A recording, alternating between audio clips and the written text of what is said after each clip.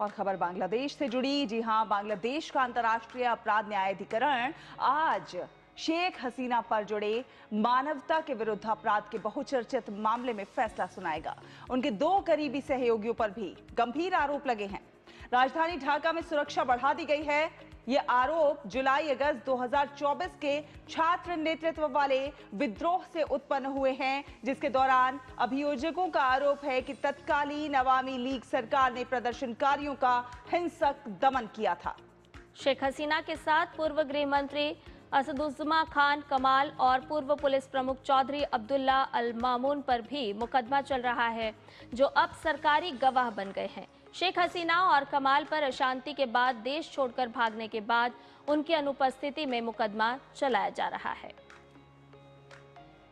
तो ढाका में कड़ी सुरक्षा व्यवस्था कर दी गई है। शेख हसीना पर आज फैसला आना है। सरकारी एजेंसियों के दुरुपयोग का गंभीर आरोप लगा है।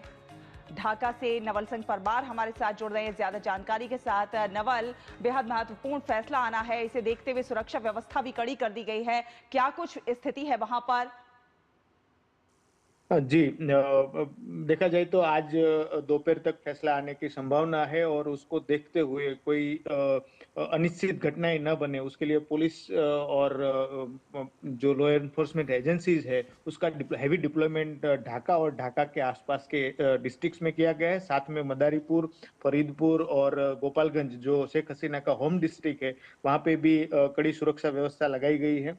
पिछले कुछ दिनों से, पिछले 1-2 सप्ताह से देखा जाए तो बांग्लादेश में काफी वारदातें हुई है, जिसमें आगजनी, क्रूड बम ब्लास्ट और गन फायर और जो पॉलिटिकल पार्टीज में विद इन पॉलिटिकल पार्टी इनफाइट भी काफी चल रहा है। तो उसको लेके जो लॉ एंड ऑर्डर का सिचुएशन है वो बांग्लादेश में अभी बेहद अच्छा नहीं कह सकते उसको हम, और खराब ही कह सकते हैं। और साथ में देखा जाए तो पॉलिटिकल माहौल भी बांग्लादेश का अभी काफी टेंस है, क्योंकि कुछ ही महीनों में बांग्लादेश में इलेक्शन होते हुए ये जो आज का जो वर्डिक्ट रहेगा, चुकादा रहेगा, उसका एक बड़ा प्रभाव पॉलिटिकल सिचुएशन जो है बांग्लादेश का उसके ऊपर पड़ने की पूरी संभावना है।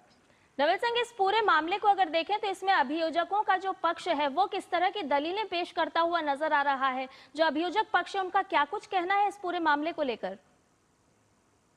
वैसे देखा जाए तो अभियोजकों का मानना है कि ये जो हिंसा हुई थी और जुलाई अगस्त 2005 में, उसमें हिंसा में 2 तरीके का मतलब 2 पार्ट में, मैं यहाँ पे ही था उस टाइम पे बांग्लादेश में, तो उसमें मैं ये कह सकता हूँ कि 2 हिस्से थे उसके। एक ये था कि जब प्रोटेस्ट चल रहा था तो प्रोटेस्टरों को, प्रदर्शनकारियों को रोकने के लिए, दबाने के लिए जो सरकार की ओर से बल प्रयोग किया गया। हालांकि सरकार अपना मतलब जान माल की सुरक्षा के लिए करता है, तो उसको देखा जाए तो उसमें सरकारी एजेंसियों के ऊपर, गवर्नमेंट के ऊपर एक आरोप है कि उन्होंने बल प्रयोग किया, उसमें कहीं जाने गई हिंसा हुई थी।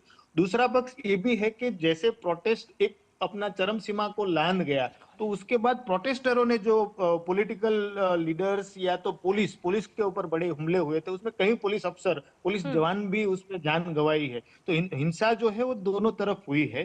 लेकिन अभी जो मामला जो चल रहा है, ये मामला ये है कि शेख हसीना और उनके जो टॉप सहयोगी है उसमें पूर्व गृह मंत्री और पुलिस चीफ का भी नाम है, उन्होंने जरूरत से ज्यादा अधिक बल प्रयोग किया प्रोटेस्ट को दबाने के लिए। तो प्रोसिक्यूशन का ये डिमांड है कि मैक्सिमम पॉसिबल पनिशमेंट जो है वो शेख हसीना और उनके सहयोगियों को दिया जाए।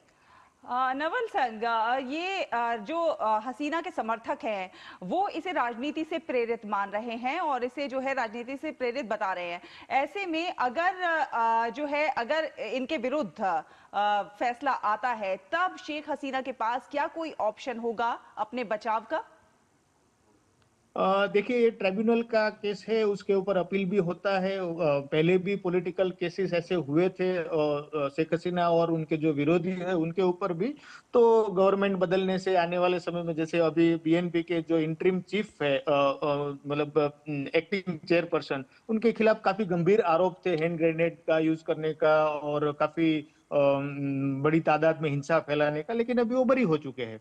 तो बांग्लादेश में ये जो जुडिशियल प्रोसेस है कहीं ना कहीं जो करंट गवर्नमेंट रहता है उसका इन्फ्लुएंस रहता है, तभी तो उस गंभीर आरोप होने के बावजूद भी वो फ्री हो चुके हैं अभी। तो आने वाले समय में ये कहीं ना कहीं देखा जाए तो उनके खिलाफ अपील का भी ऑप्शन रहेगा। दूसरा, उनके जो समर्थक वर्ग है उनमें तो ये एक मानना है उन लोगों का कि भाई ये पॉलिटिकली जो स्कोर सेटल करने के लिए पॉलिटिकली मोटिवेटेड टाइप हम्म। के केसेस है। चलिए, बहुत धन्यवाद ये तमाम जानकारी हम तक पहुंचाने के लिए नवल संग परमार।